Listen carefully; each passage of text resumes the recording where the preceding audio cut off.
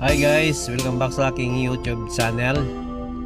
Ngayong araw na to guys, wala na naman tayong pasok, araw ng linggo, kaya gumawa na naman ako ng content na magkikilaw ako ng dilis kasi pumunta na naman ako ng fish market, nakakita naman ako ng dilis, mga sariwa pa, kaso lang sobrang laki naman, kaya di ko na bumili na ako.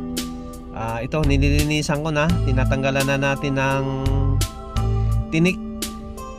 Ayan guys, dali lang siya tanggalan ng tinik kasi sariwa medyo matigas pa. Di katulad sa maliliit, mahirap tanggalan ng tinik. Pero itong dilis dito guys sa Dubai, grabe ang lalaki.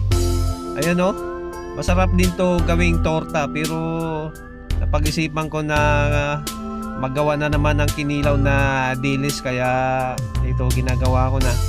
So ganito lang maglinis mga kapatid ng dilis, at tanggalan lang natin ng tinik sa gitna, tapos yung bituka ng dilis tsaka yung ulo tapon din natin, kaya malinis. So ayan mga kapatid, sana nakakuha kayo ng idea kung paano maglinis ng kung paano magtanggal ng tinik tsaka maglinis sa dilis na gawin nating kinilaw.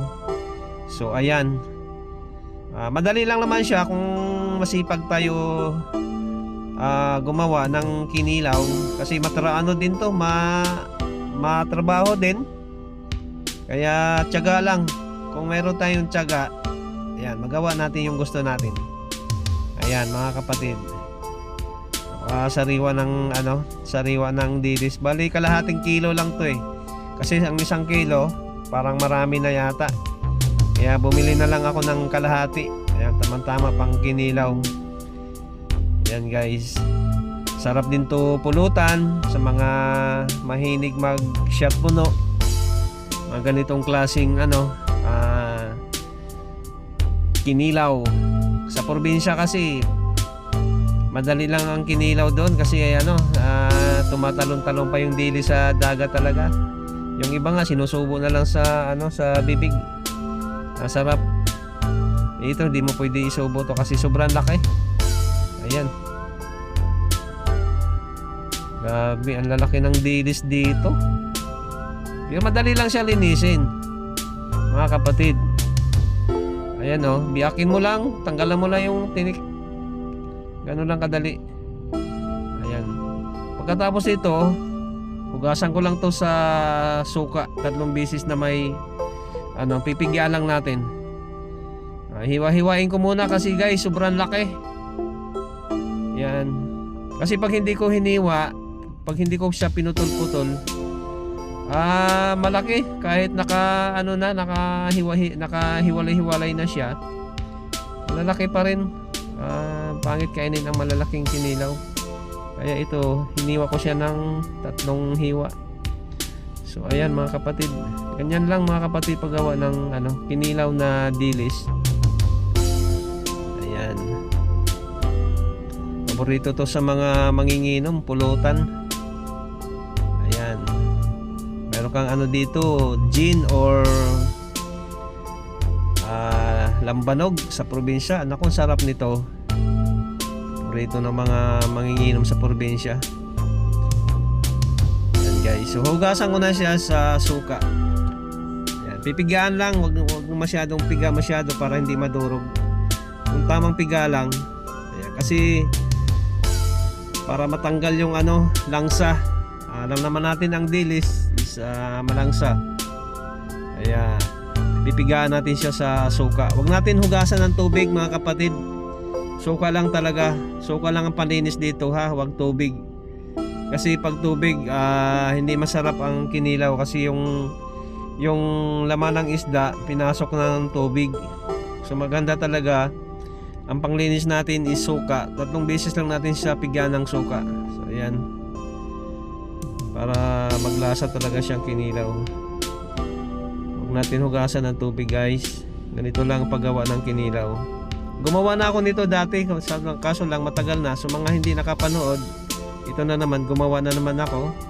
So ito, naggagayak na ako ng luya, pampabango ng kinilaw. Ayan, hiwain lang natin ang kinilaw. Hiwain lang natin ang luya ng pinong-pino para hindi para sarap. Pwede mo siyang kainin. Yung luya, hindi naman siya masyadong maanghang.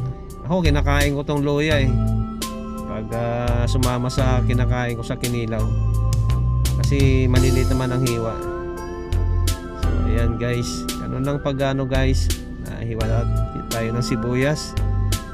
Maliliit lang din na hiwa. Ayan, ganun lang mga kapatid.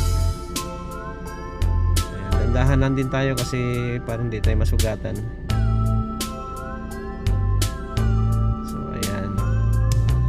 Wala kasing binibintang kinilaw dito sa abroad eh. Kailangan tayo talagang gumawa. Ayan, namimiss ko kasi ang kinilaw.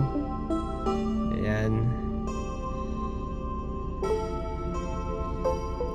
Haluan lang natin ng mga ingredients: luya, kamatis, sibuyas, tapos paminta, konting asin. Ayan, to importante to, itong sibuyas sa dahon. Pandagdag panglasa sa kinilaw. So ayan guys, sarap niyan. Ayan, pipigaan ko na lang siya ng lemon instead na suka, kasi pinigaan ko na siya sa suka eh, kaya lemon na ang ko sa kanya, ititimpla ko sa kanya. So ayan, hahaluan ko pa yan ng pipino para mas lalong sasarap ang ating kinilaw. So ayan guys, madali lang gumawa nito guys kung lang tayo, masipag lang tayo gumawa ng kinilaw na dilis. So ayan, halo-haluin lang natin to. Ayan, nilagyan ko na ng paminta. Ayan, tapos at konting asin, kailangan di malat. Ayan, halo-haluin lang natin. Ako, ang sarap nito ipulutan. Grabe, mapaparami ka ng dito, lambanog o kaya gin, kaya pundador. Ayan guys, sarap nito.